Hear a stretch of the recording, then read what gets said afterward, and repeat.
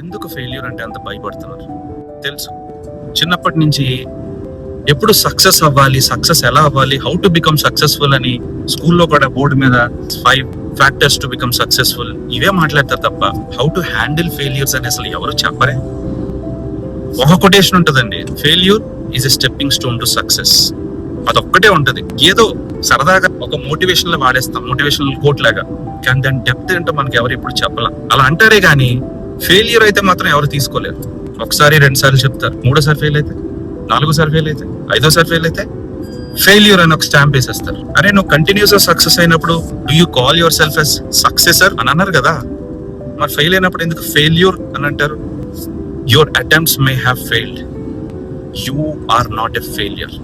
Don't identify yourself with your success or failure. You're separate from your failures. Don't take failures personally.